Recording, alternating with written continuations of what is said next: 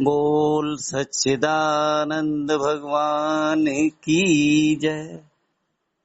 बोलो सतगुरुदेव भगवान की जय। बोलो सत्य सनातन धर्म की जय। आज का प्रश्न है, हमारे जीवन में सत्संग क्यों आवश्यक है? क्या बिना सत्संग के हम परमात्मा के विषय में जान सकते हैं? तो संत और शास्त्र कहते हैं, हाँ, बुद्धि से आप जान सकते हो, बुद्धिमान तो हो सकते हो, पर परमात्मा की प्राप्ति का स्पष्ट बोध बिना संत सद्गुरुजनों के सत्संग के और उनके प्रति श्रद्धा होने पर ही होगा। हम आप बहुत से प्रयास कर रहे हैं, सुख शांति संतोष पूर्णता मिल जाए। सबकी यही एक ही मांग है, हमें संतोष चाहिए, आनंद चाहिए, पूर्णता चाहिए, निर्भयता चाहिए। और संसार में निगाह पसार के देख लें, सब इसी में लगे हैं। हमारे आपके जीवन में असंतोष है तो संतोष पाना चाहते हैं, तनाव है तो हम तनाव दूर करने में लगे हैं, भय है तो निर्भय होने में लगे हैं। पर ये मार्ग पता नहीं है कि ये हमारी मंजिल है कहाँ। और जब तक संत सद्गुरु जनों की कृपा से मंजिल का पता नहीं लगेगा ना, तब तक बात नहीं बनेगी। इसी के लिए हम आप सब साधन भी करते हैं, पर साधन का अर्थ ये नहीं है कि साधन से बात बनेगी। हाँ, रामचरितमानस जी में कह दिया, यह गुण साधन तय नहीं होई, तुम्हारी कृपा पाव कोई कोई। तो क्या साधन व्यर्थ हैं? क्या पूजा पाठ तीर्थ यात्रा ये सब व्यर्थ हैं? बोले बिल्कुल व्यर्थ नहीं है। पूज्य गुरुदेव भगवान जी तो एक प्रवचन में कहते हैं कि मैं रामायण की चौपाई बदल नहीं रहा हूं, पर आप लोगों को समझा रहा हूं कि यह गुण साधन बिन नहीं होई। तो गुण साधन जो हम करेंगे उससे क्या होगा? इससे हमारे आपके जीवन में परमात्मा को पाने की प्यास बढ़ेगी। हाँ, साधन से परमात्मा नहीं मिलेंगे तो फिर क्या होगा कि वही साधन कर करके जब हम निराश हो गए परमात्मा को पाने के लिए, तो संतों की शरण में जाना पड़ेगा। और संत हमारी पात्रता देख लेंगे कि हाँ, अब ये परमात्मा को पाने के लिए तत्पर है। कहीं साधनाओं में कमी रहती है तो संत सतगुरुजन करवाते ही हैं साधना। अब हम आपको लगता है ये तो हम पहले ही कर चुके हैं, ये तो यूं ही कर चुके हैं। कोई आदमी अपने मन से मंत्र जाप कर रहा है, कर रहे हैं यद्यप बहुत से लोग, बात नहीं बनी तो गुरु के पास गए, गुरु जी ने अपना गुरु मंत्र दिया, तो गुरु ने अपने साधना का बल भी उस मंत्र में दे दिया। जैसे हम लोग जाते हैं पूज्य गुरुदेव भगवान जी की शरण में, किसी ने कहा गुरुदेव मैं तो हनुमान जी को मानता हूँ, तो ठीक है, गुरुदेव ने कह दिया ठीक है, ओम हनुमंते नमः तो बोलते हैं, अब कह दिया ओम हम हनुमंते नमः। ऐसे करके गुरुदेव ने ओम राम रामाय नमः, तो गुरु ने उसमें अपना साधना का बल दे दिया। और हमने कहा ये तो हमने बहुत दिन करके देख लिया, इससे कुछ नहीं होता है। तो श्रद्धावान हम लोग नहीं हैं, और श्रद्धावान नहीं है तो परमात्मा का ज्ञान नहीं मिलेगा। बस गुरुजन तो हमें भवसागर से पार कराना चाहते हैं। संत और भगवान दो ही हैं जो अहेतु की कृपा करते हैं, और अहेतु की कृपा जिनके ऊपर भी हो जाए ना, संतों की कृपा, परमात्मा की कृपा, तो फिर सत्संग में रुक जाना चाहिए। रुक जाने से क्या तात्पर्य है कि मन भगाएगा, मन भगाएगा। हम लोग मन को देखने वाले बनेंगे ना, तो देखेंगे मन संसार में ही जा रहा है। कई बार हम देखते हैं सत्संग में बैठते हैं, मन रुक ही नहीं रहा है, कभी कहीं जा रहे हैं, कभी कहीं जा रहे हैं, कुछ नहीं तो फोन भी चलाते जा रहे हैं, आदि आदि। और फिर हम कहते हैं सत्संग लाभ नहीं कर रहा है। सत्संग का सबसे बड़ा लाभ तो यही है कि हमारा मन लगने लगे। रामचरितमानस जी में कह दिया, निज सुख बिन मन लहे के थीरा। जब तक मन को निज सुख नहीं मिलेगा तब तक मन स्थिर नहीं होगा। मन अभी कहाँ है? मकान का सुख, पत्नी का सुख, धन का सुख, मित्रों का सुख आदि आदि जो भी है संसार के कोई भी है सुख, मन वहां बार बार जा रहा है। इसका मतलब मन अभी हमारा संसार से उपराम नहीं हुआ है। फिर भी यदि कोई जोर लगा के भी मन को सत्संग में बैठालने लगे, मन को रोकने लगे, तो कुछ दिन बाद मन भी रुकने लगेगा। पूज्य गुरुदेव भगवान जी उदाहरण बताते हैं सांसारिक तौर का, यद्यपि उचित नहीं है फिर भी, जो व्यक्ति बीड़ी पीते हैं, तंबाकू खाते हैं, तो पहली बार जब प्रयोग करते हैं तो उनको उल्टी आ जाएगी, चक्कर आ जाएंगे और बड़े बेचैन हो जाएंगे। और 2, 3, 4 दिन 6 दिन बाद वो धीरे धीरे उनको स्वाद आने लगता है, फिर वो एक एक बंडल एक एक दिन में पार कर रहे हैं। तो पूज्य गुरुदेव भगवान जी कहते हैं, क्या परमात्मा बीड़ी और तंबाकू से भी बुरा है क्या?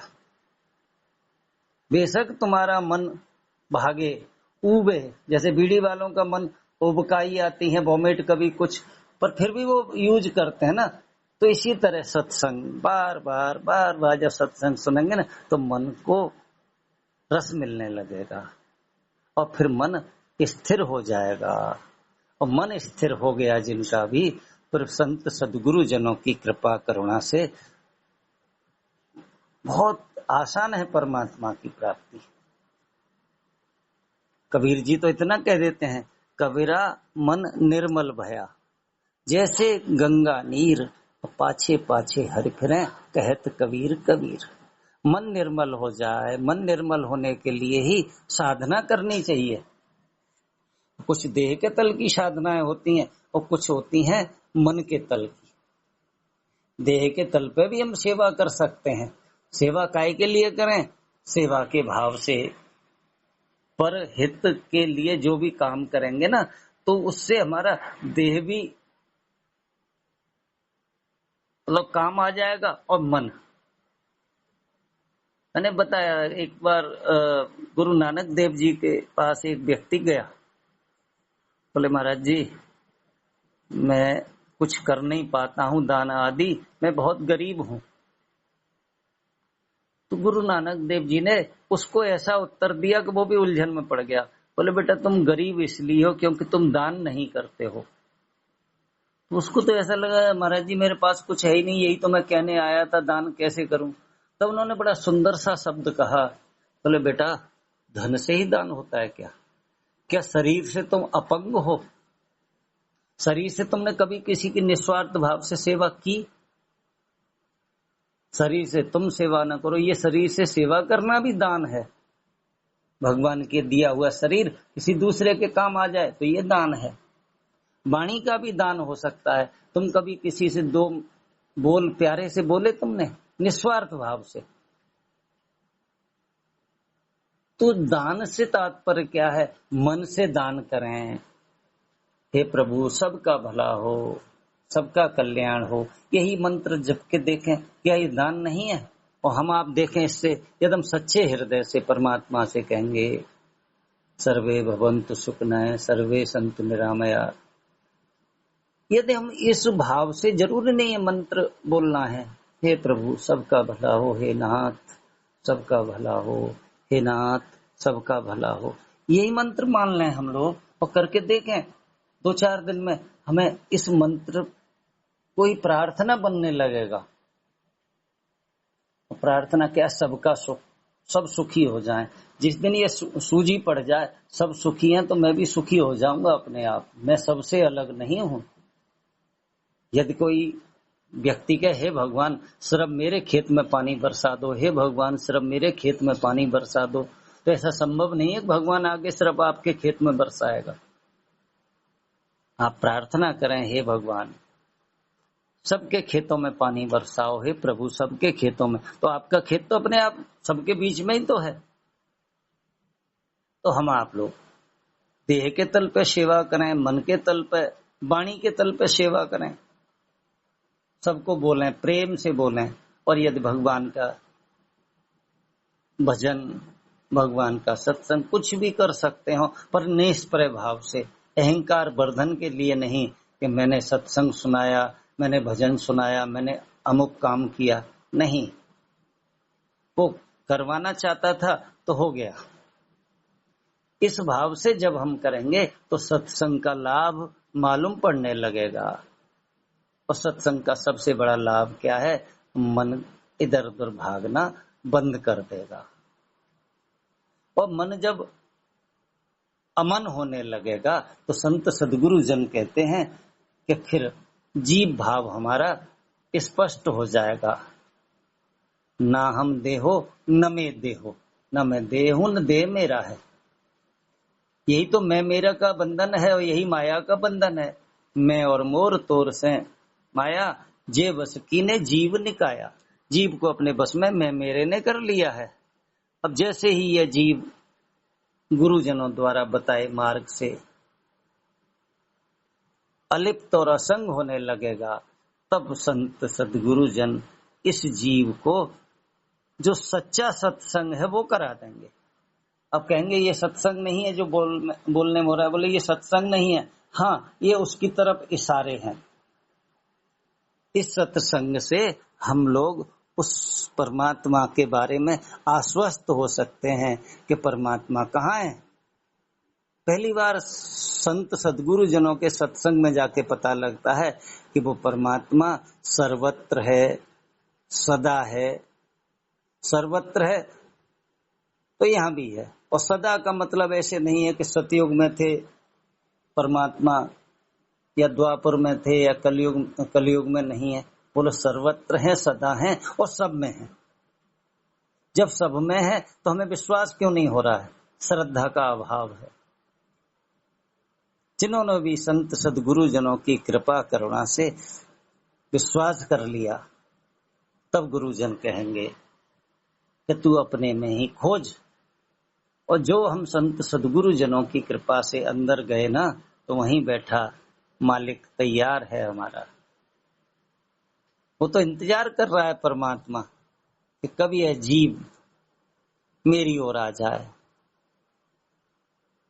बस हमारे जो जीव भाव के ऊपर इतना मैल लग गया, काम क्रोध लोभ मोह मद मत्सर, बस संत सदगुरु जनों की कृपा करुणा समझ में आए तो वही मैल छुड़ा देते हैं। और जैसे ही मैल छुड़ा, यह जीव परमात्मा को पहचान जाता है। और कैसे पहचान जाता है? अपने उपनिषदों में एक मंत्र है, द्वा सपर्णा सयुजा सखाया समानम रक्षे परशस्व जाते। एक ही पेड़ पर और एक ही डाली पर दो पक्षी बैठे हैं। एक तो उनका स्वाद चख रहा है, यानी जीव कर्ता भोक्ता सुख दुख ये सब अपने आप को करने वाला मान रहा है और दुखी भी है। और बगल में एक साक्षी रूपी परमात्मा रूपी पक्षी भी बैठा है, वो टुकुर टुकुर देखता रहता है। एक संत की वाणी पढ़ा, वो टुकुर टुकुर देखता, कुछ भी नहीं करता है, न करता है न भोगता है, असंग है वो। तो ये पक्षी, जीव रूपी पक्षी पूछता, भैया मैं तो बड़े दुख पा रहा हूं और तू एकदम शांति से आनंद से कैसे? तब बताई कि तू भी मेरे जैसा हो जा। बस गुरुजन यही कराएंगे। सदगुरु ऐसा भेद बता मैं, जहां का जीव वहां पहुंचा मैं। ये जीव संसार का है नहीं, पर संसारी बन गया है और संसारी बनते ही दुख पा रहा है। सत्संग एक बार हो जाए, आत्मा जीव और परमात्मा जुदा रहे बहुकाल, है तो साथ साथ फिर भी जुदा है अहंकार के कारण। घड़ा और मिट्टी, यदि घड़ापन का अहंकार समाप्त हो जाए तो मिट्टी कहीं लानी थोड़ी, ये पहले से ही है। तो बस जीव और परमात्मा जुदा रहे बहुकाल, सुंदर मेला कर दिया सदगुरु मिले दलाल। सदगुरु मिल गए, उन्होंने बता दिया कि तेरा साईं है तुझ माई, बाहर नैना क्यों खोले। कहत कबीर सुनो भई साधो, साहिब मिल गया तिलोल। अहंकार के पीछे वो बैठा हुआ है, बस जैसे ही अहंकार समाप्त हुआ ऐसा सत्संग हो गया कि सदा सदा से यह जीव जो अपने आप को अलग समझ रहा था ना, तो पता लगा कि परमात्मा सदा सदा से मेरे साथ थे, बस अज्ञान के कारण बिछोड़ा हो गया था। परमात्मा का ज्ञान होते ही यह जीव सदा सदा के लिए मुक्त हो गया। इतना ही कह के वाणी को विराम। बोल सच्चिदानंद भगवान की जय। बोलो सतगुरुदेव भगवान की जय। बोलो सत्य सनातन धर्म की जय।